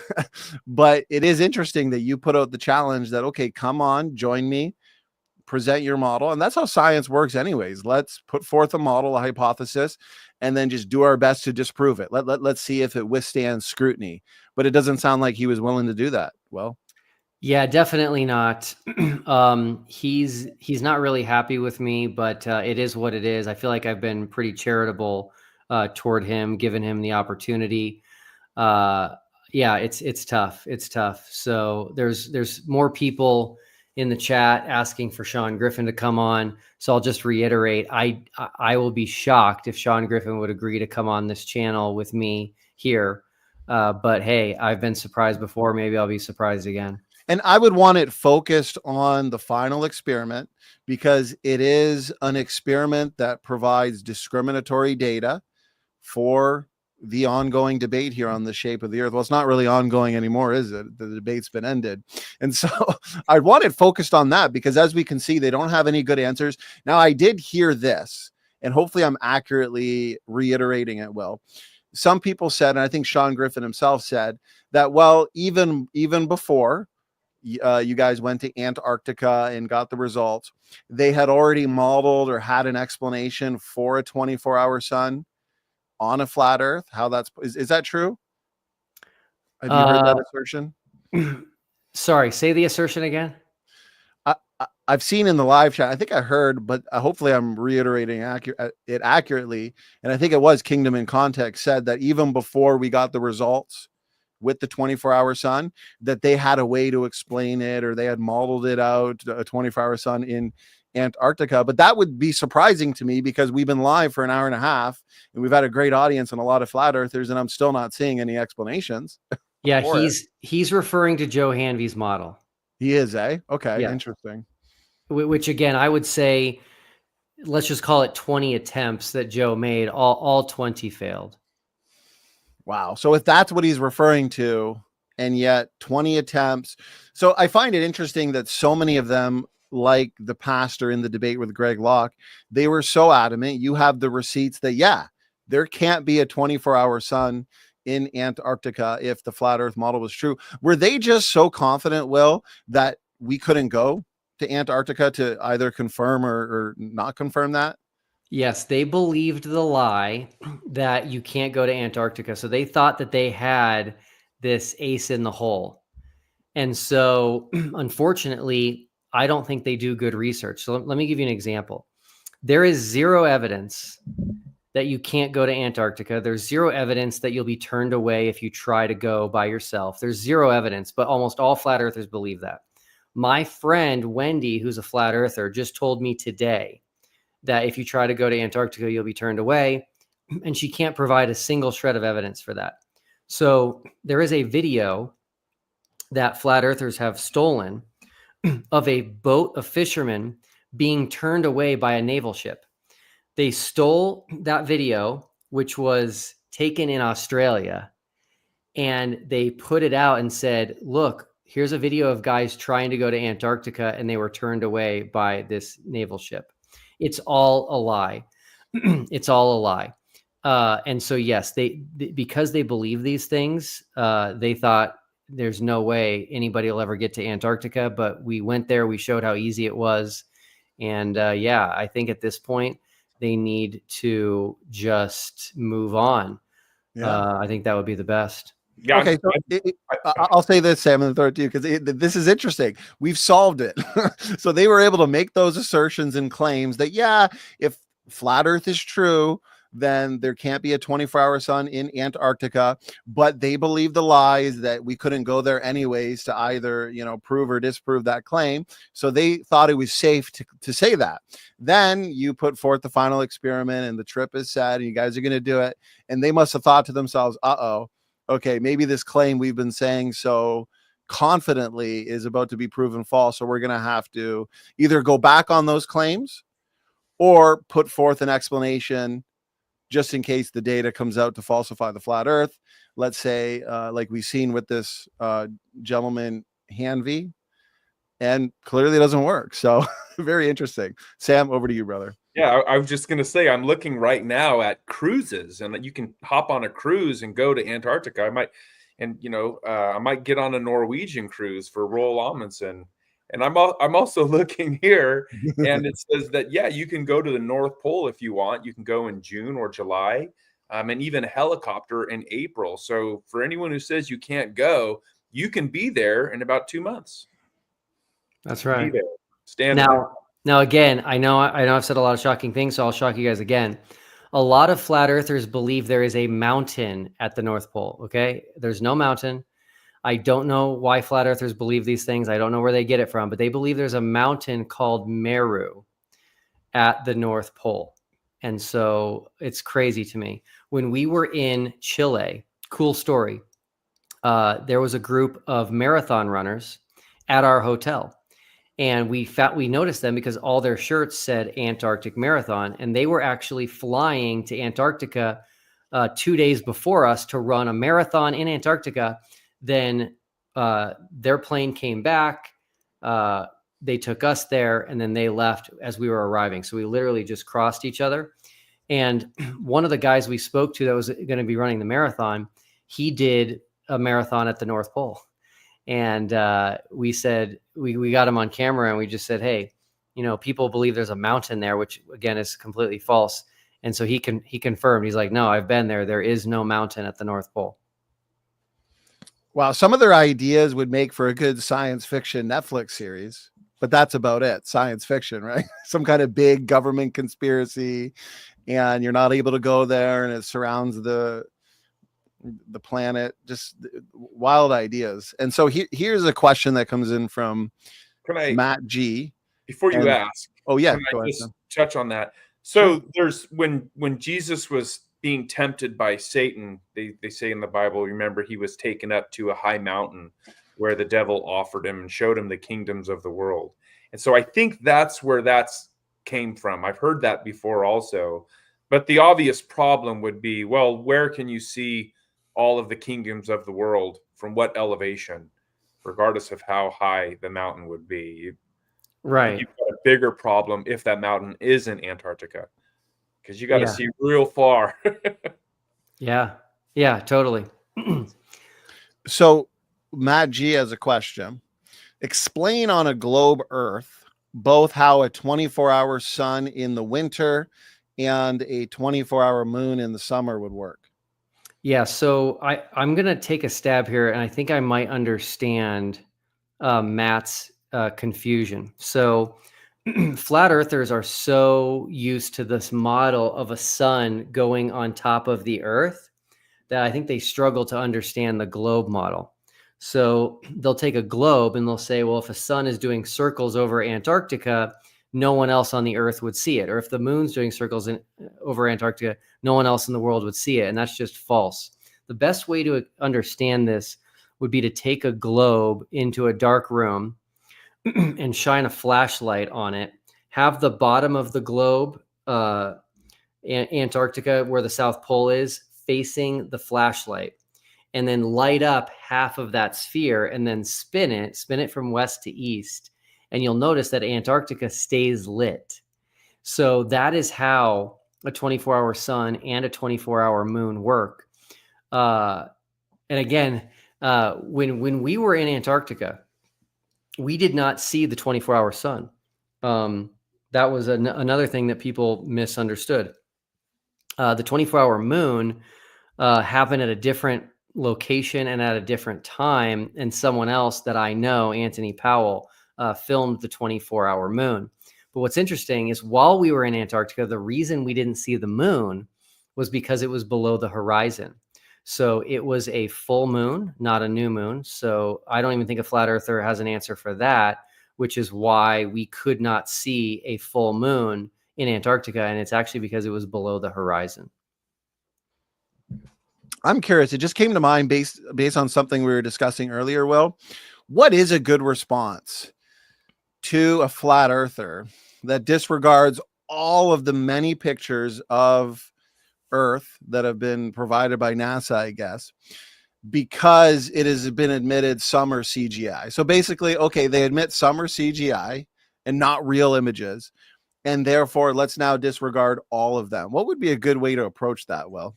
Yeah, I've dealt with this. So The reason NASA has released images, which are composite images, was because the data and the pictures were from low Earth orbit. So you have to go so far away from Earth to be able to capture a picture of it all in one shot. And so they just took pictures from a couple hundred miles up, like from the ISS, and they put all of those together to give us a new image of Earth, because the one we had was from the 1970s. So it's false to say that NASA is faking images. They explain this on their website. They make it totally clear. The biggest problem flat earthers have is the pictures, plural, of Earth from the 1970s. They do not have an answer for this because there was no CGI, there was no Photoshop. And so the best answer I've heard, which is nonsense, is that, number one, they think there was only one picture of Earth, the blue marble, which I think was taken in 1972. They think there's only one. What they're missing is that those missions took hundreds of pictures of Earth from space. And so they take this false idea that there was only one, and because they can't appeal to computers and Photoshop and CGI, they say that it was a painting. Now, these are what's called baseless claims from flat earthers, which is a claim with zero evidence. They can't even give any evidence. The original film from these photos is still available. And it's still accessible. And again, there's hundreds of these pictures. And so I ask flat earthers, number one, what evidence do we have it's a painting? The answer is none. But then the second most important question is, how are all these hundreds of pictures the same or very similar? The clouds change a little bit if there were paintings. No painter is that good to paint hundreds of images that are all different slightly, but everything else is exactly the same. And then again, there's the old challenge of finding a mistake on those, because if we hadn't been to space and we had never seen the Earth, then where's the mistake on the geography of the land masses? Yeah, that's a great response, because it would be hard for me, and Sam, you probably would agree with me. It'd be hard to hold a position where you have to resort to baseless claims as an answer, like these pictures that we see of the Earth clearly from the 70s that are not CGI'd, and now the 24-hour sun, 24-hour moon. And I did want to get this in before we start to wind it down, because I got a list of questions here for you looking into this. And so you brought this up, correct me if I'm wrong, I think also in your recent debate. And so I'm wondering, what does it mean? What's the significance of let me just pull it up, make sure I got, okay. So flat earthers, how do they explain southern flights? And I think you pointed to Critical Think and how he flew nonstop from Santiago, Chile to Sydney, Australia. How would this flight be possible on a flat Earth? And where does the path of this flight travel on a flat Earth? If I remember correctly, Nathan Thompson basically just said, well, I've never been on that trip, so I'll move on, which isn't an answer, obviously. Yeah, so flights demolish flat Earth. I have an open challenge to flat earthers, which has not been answered by a single one. I usually get blocked because they care about the truth, which is to show one regular flight. There's 100,000 commercial flights every single day in the world, so you've got plenty to pick from. Show one of them that doesn't make sense on a globe, and that would only make sense on a flat Earth. And they can't do it. Out of 100,000 a day, they can't. So here's the issue.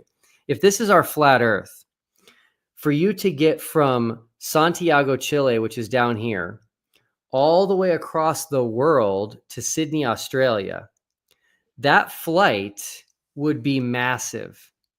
That flight would be so long, there is no plane that could do it nonstop. That's the first problem.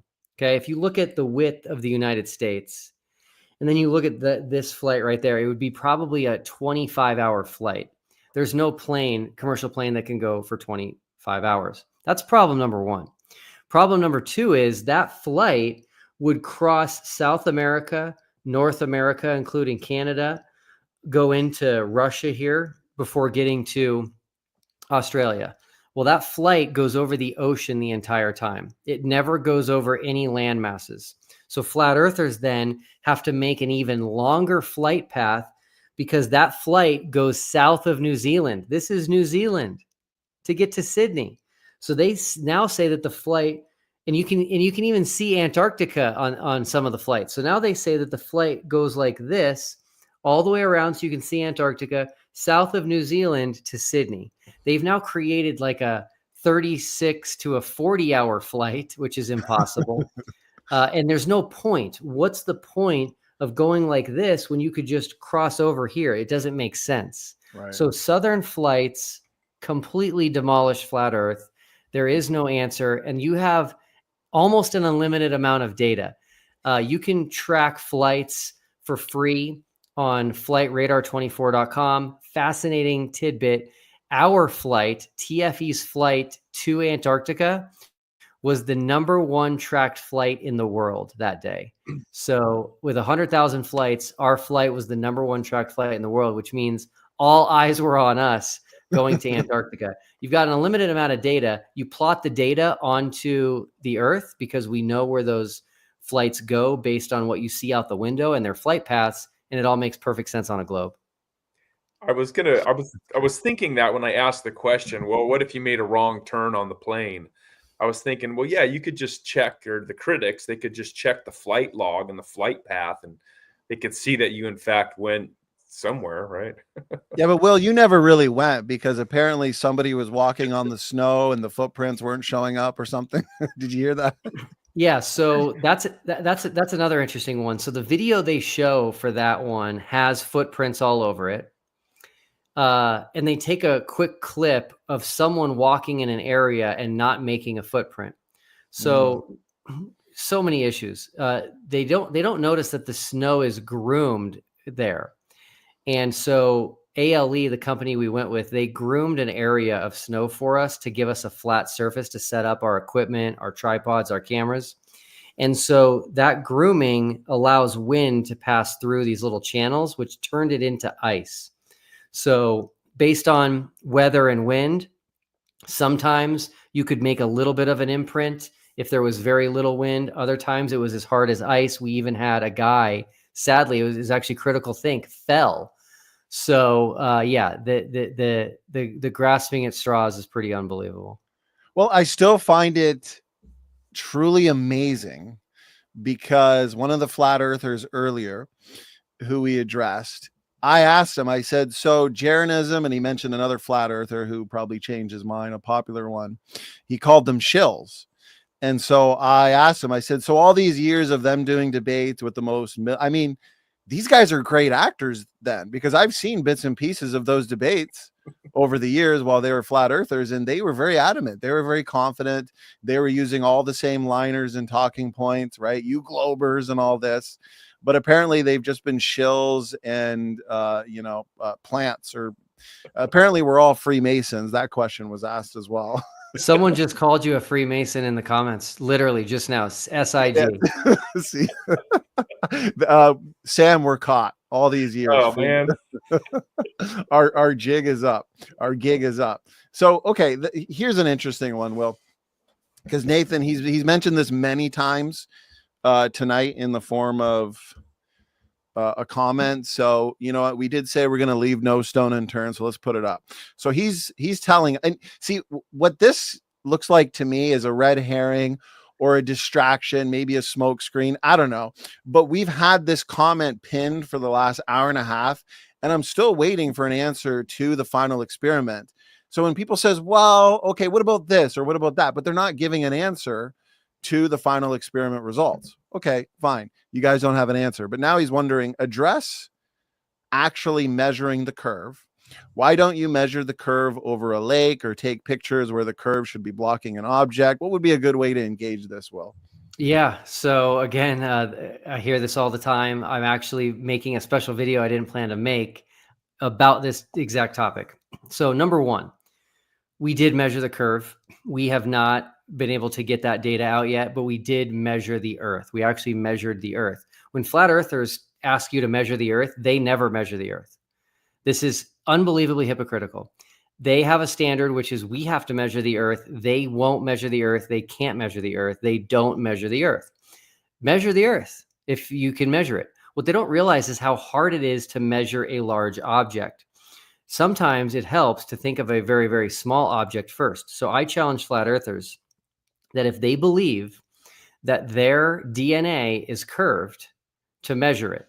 Show me measurable curvature in your DNA, and they can't do it. They don't have the proper tools. They don't know how. Something's very similar with something very, very big, right? Your average Joe like us can't just go out and measure something massive. So I've come up with an idea that I think will help flat earthers understand this. And here's what it is. It's a bit of a challenge. So imagine you put on a VR headset, an Oculus or whatever, and you're now in a virtual reality where you are standing on a cue ball, a white cue ball that is the size of the earth. Okay, so around 25,000 miles of circumference. You're standing on this cue ball. All you see in front of you is white, and then you see a blue sky.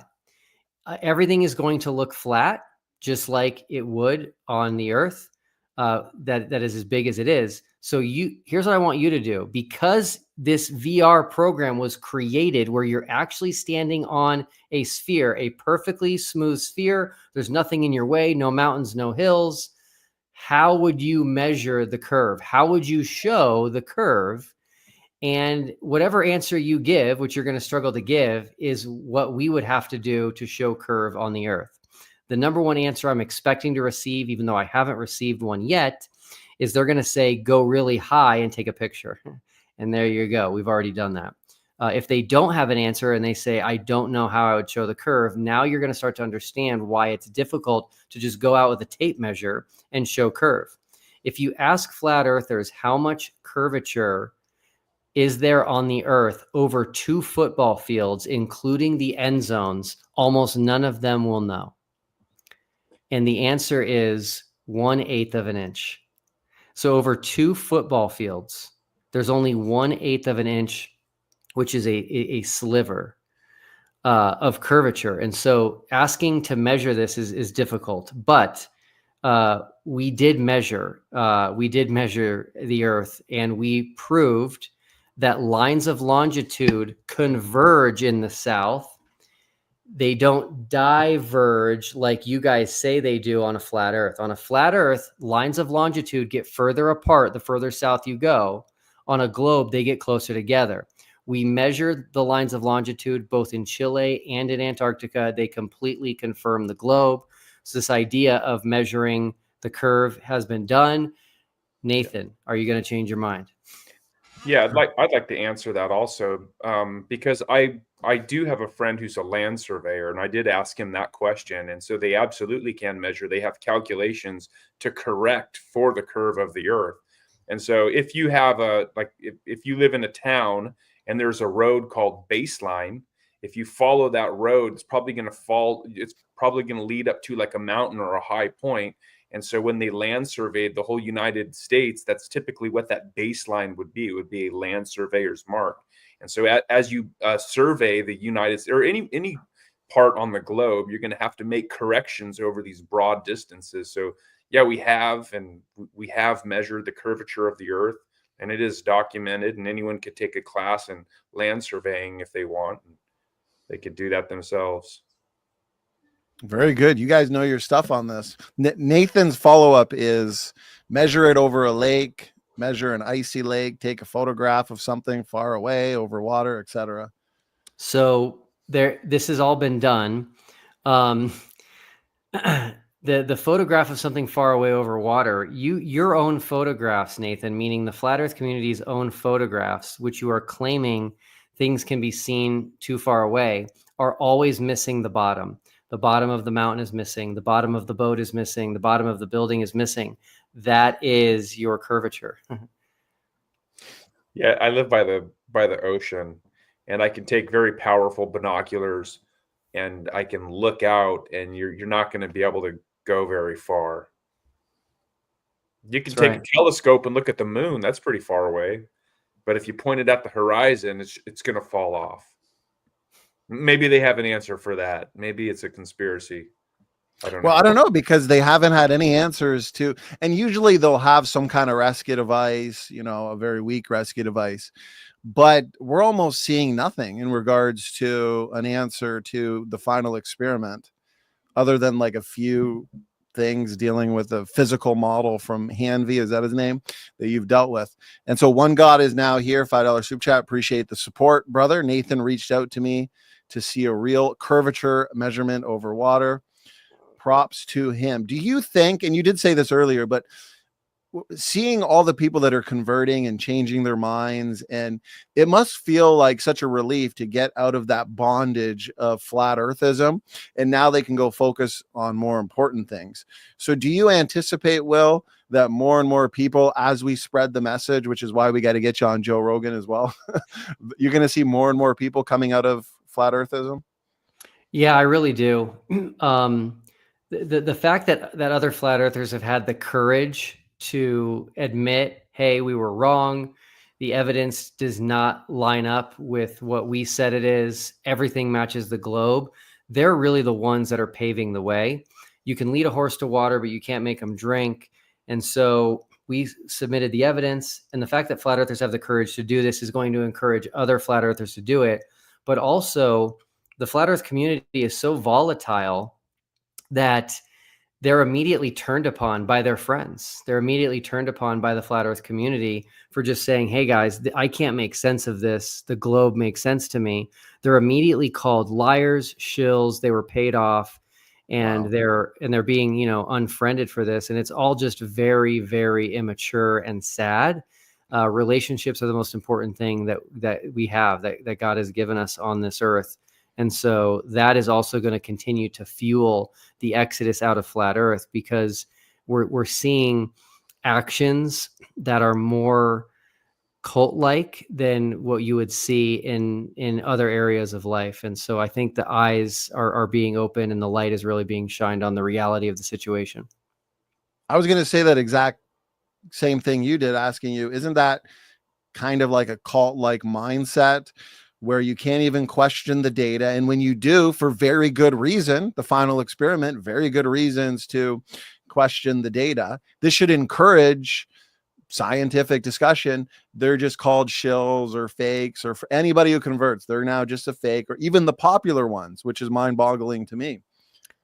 CK just commented that no real flat earthers would convert back. And so again, this is the kind of insanity we have in the flat earth community, where you're going to call people who have been flat earthers for 10 years saying that they're not a real flat earther when it's just false. And so someone like CK is going to have a very hard time, maybe an impossible time, telling us who a real flat earther is other than himself. Because then what if that flat earther says he was wrong? And so this type of mentality really comes down to, they think they're the only true flat earther in the world. And it is very sad. Yeah, that's a good point. Didn't Nathan Thompson say in your debate, I can't remember the exact quote, I think it was, if you go flat earth, you never globe back. And then I put the timestamp in the comment section. You pointed out, I don't know, 3, 4, maybe 5 flat earthers that did globe back.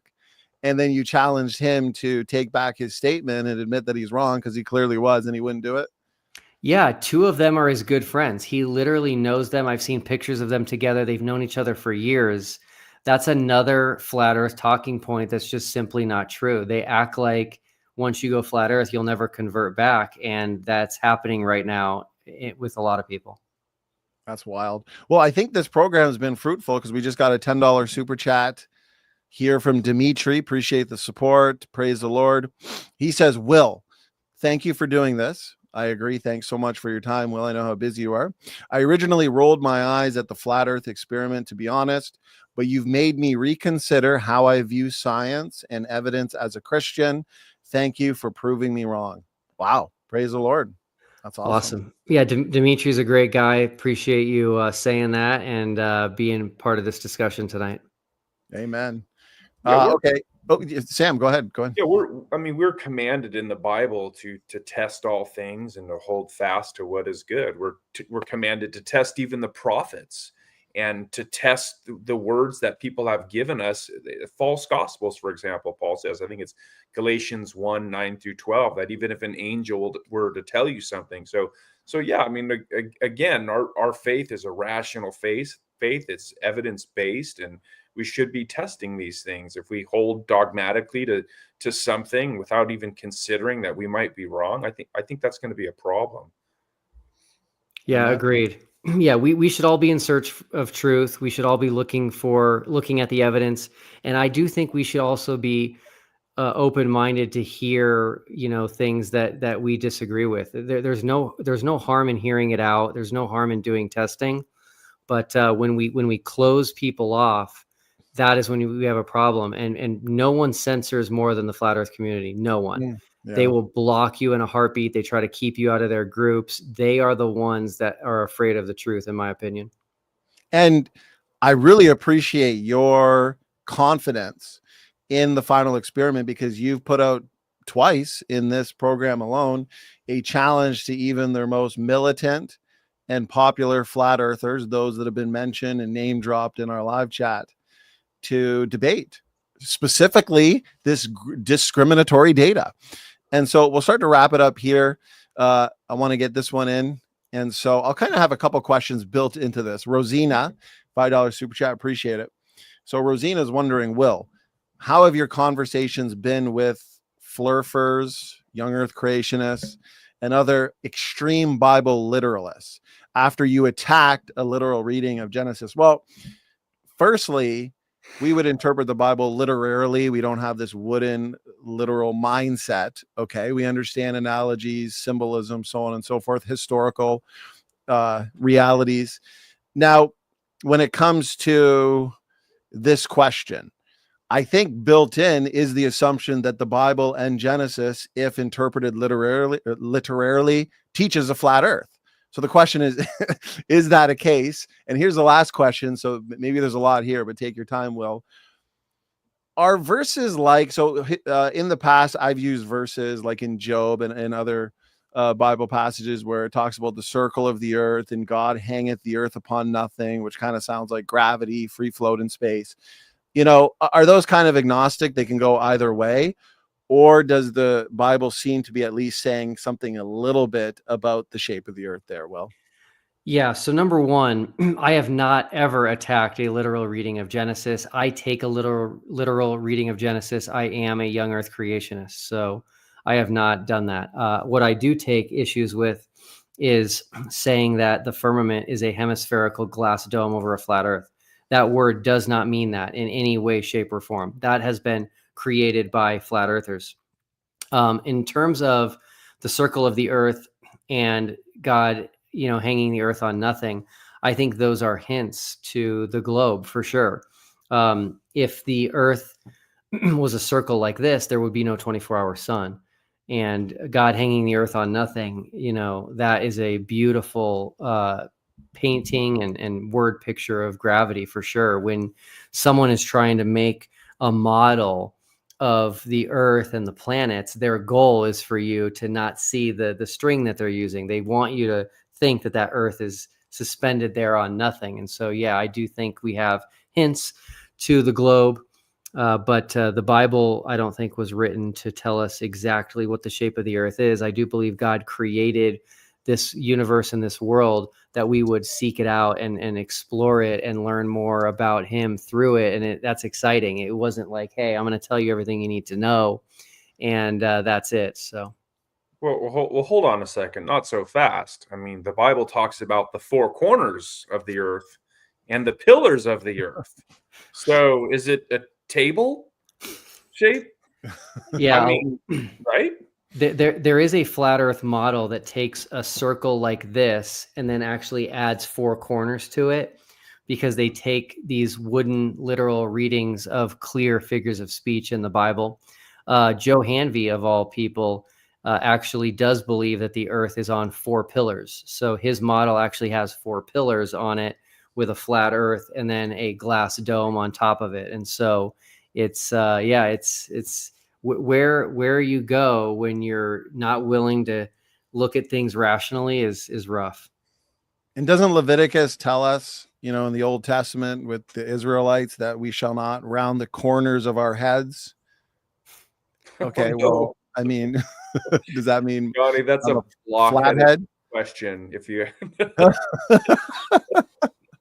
And I want, is there any significance to, like, for example, when the Bible says that as far as the east is from the west, so far hath he removed our transgressions from us? Wouldn't that kind of make more sense on the model we would hold to?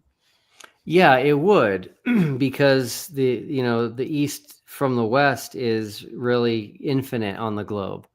Yeah.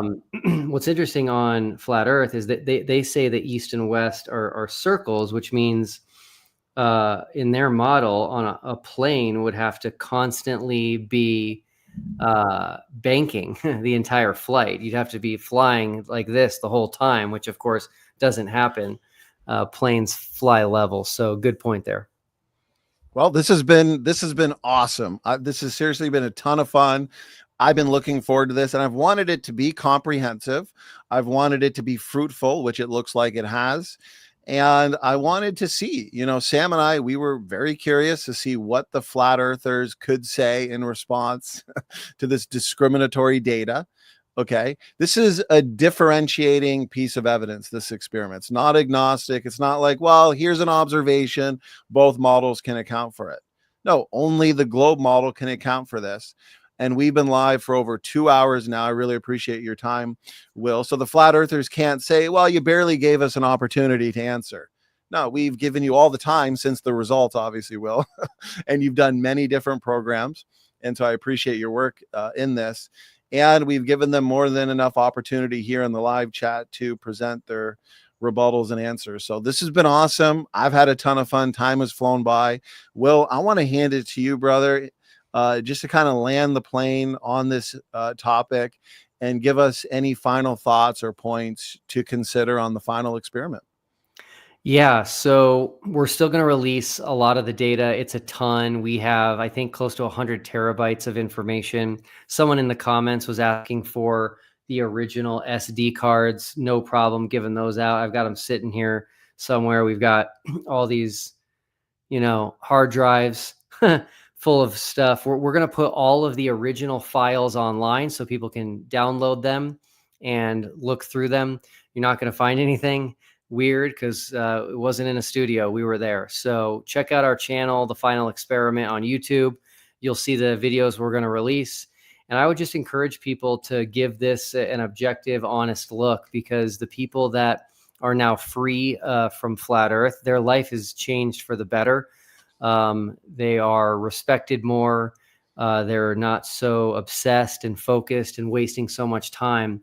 I'm excited to exit this debate and focus on things that I have a passion about, one of which is dinosaur soft tissue. So I'll throw that out there. Yeah, amazing. And I'm just looking forward to doing things that are going to help make this world a better place.